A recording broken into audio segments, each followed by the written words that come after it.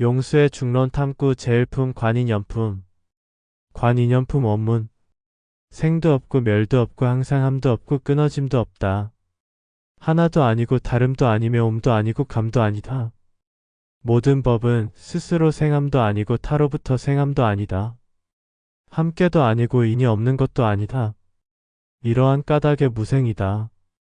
모든 법의 자성이 연중에 있지 않은 것처럼 자성이 없는 까닭으로 타성 또한 없다. 만약에 과가 연으로부터 생한다면 이 연은 자성이 없나니 자성이 없는 것으로부터 생하는데 어찌 연으로부터 생할 수 있으리요. 관은 연으로부터 생하는 것도 아니고 비연으로부터 생기는 것도 아니다. 과가 있지 않은 까닭으로 연과 비연이 모두 없다. 원문 끝. 용수보살의 중론에서 첫 번째로 나오는 주제는 관인연품으로 인연에 대하여 비추어 보고 관찰하는 대목이다. 역시 다들 어렵다는 말 그대로 첫 주제부터가 만만치 않다. 용수의 중론을 통하여 불교 철학의 깊이와 심오함이 한층 느껴지는 것 같다. 아무리 어려운 주제일지라도 한낱 인간의 언어에 불과하기에 끝장 탐구할 원동력은 충분한 것 같다. 우선 시다르타의 사상은 현상계와 시스템계 중 현상계 위주로 전해지고 있다. 시스템계는 아마도 인류가 이해하기 힘들어서 붙다가 침묵하였거나 아니면 제자들이 불교라는 종단을 만들기 위하여 의도적으로 삭제했는지는 알 수 없는 일이다. 아무튼 용수보살의 중론도 시스템계에 관한 내용보다는 현상계에 관한 내용이 주류를 이룬다. 그러면 용수의 중론에서 인연을 관하는 관인연품에 대해 해석해보자.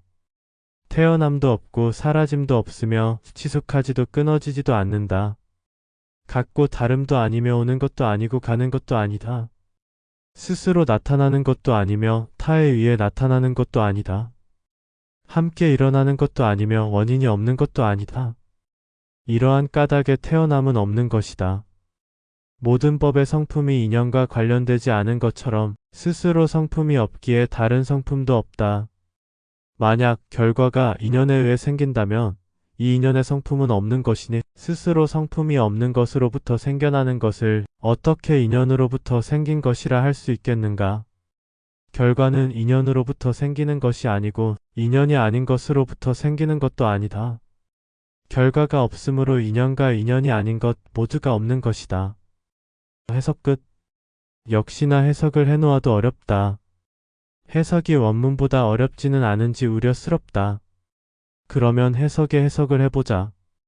현상계를 깊이 관하다 보면 모든 사물은 촉건과 인연에 따라 나타났다 사라지기를 끝없이 반복하는 윤회의 순환 속에 갇혀있기에 오는 것이 아니며 가는 것이 아니고 생사의 분별이 사라지게 된다.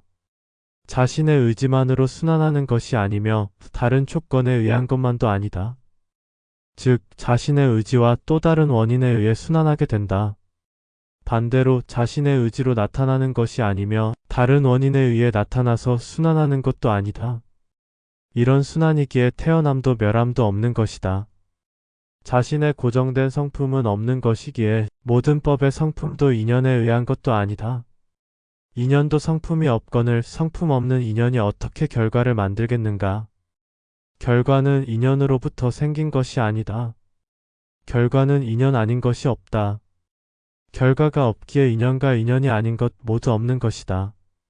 즉 결과를 만든 자신이 스스로 없어서 결과가 사라졌는데 무슨 인연에 의한 것이며 인연이 아니라 말하겠는가?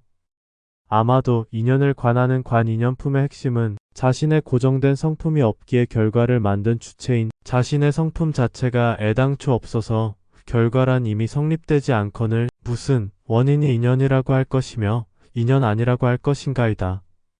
소위 아라한의 경지에 이르렀다는 사람들은 연기법을 설명할 때 고정된 실체가 없으며 촉건과 상황에 따른 인연에 의해 순환한다고 말한다.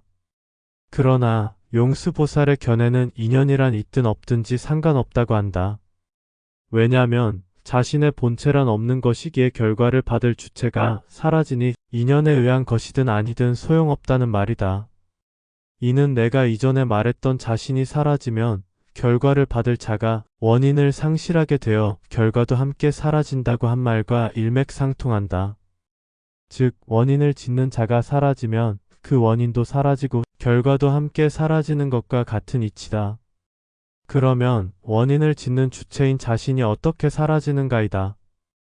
인간의 고정된 실체는 없고 모양과 형체만 상황에 따라 바뀐다. 따라서 자성이라고 하는 고정된 스스로 성품은 없는 것이다. 그러나 이는 자성에 대하여 집착하는 마음을 버리려는 방편이다. 힌두교에서의 참나에 대한 집착에서 벗어나기 위해서는 스스로 성품인 자성에서 벗어나야 하는 것과 같은 이치이다. 즉, 자성이란 아예 없는 것이 아니라 참나가 깨침의 길에서 마지막 집착의 대상이 되어 더 높은 깨침으로 가지 못하게 하는 걸림돌이 되기 때문에 자성은 방편적으로 없는 것이야 한다. 참나를 끊고자 방편적 무아가 등장하는 이유도 마찬가지이다. 참나는 깨침의 마지막 함정이다. 결국 우고감도 없으며 나고 죽고 생멸함도 없는 자성이란 본래가 없는 것이어서 사라지기에 원인도 결과도 없는 것이다. 그러나 이는 현상계의 사실을 말하는 것이고 시스템계를 알게 되면 자성의 순환을 알게 된다.